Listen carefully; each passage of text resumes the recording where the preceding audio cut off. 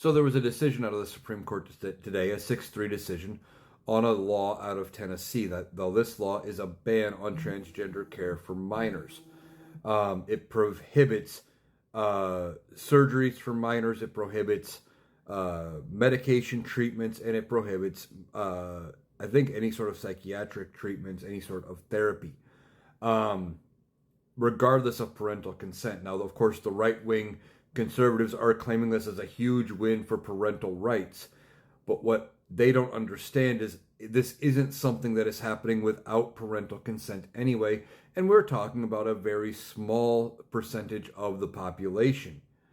But they want you to believe, the right wing does, that a minor can go to the doctor, get put on the meds without talking to the parents. They can do the surgery without talking to the parents, and that is not happening anywhere in this country.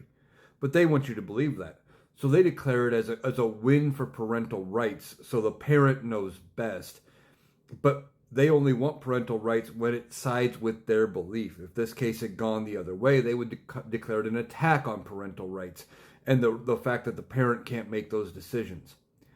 So it's like everything else with the right wing in this country. It's, you can have your rights only if you agree with how I think you should have them. Now, what does this law actually do? Well, it sets up penalties and fines for surgeries, medication prescription for gender-affirming care, as well as, I believe, any sort of other therapy. But it doesn't prohibit the actual treatments themselves. There could be niche cases where it's still allowed.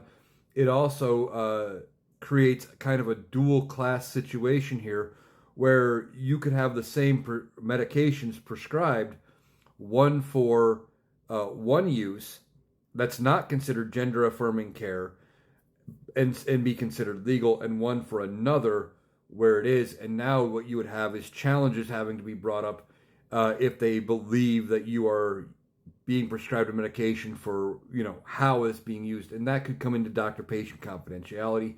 This could end up being challenged yet again under different grounds and maybe decided differently on those grounds. Now, it is not uncommon for the Supreme Court to overrule themselves and change things later, maybe if there's a change in justices or whatever.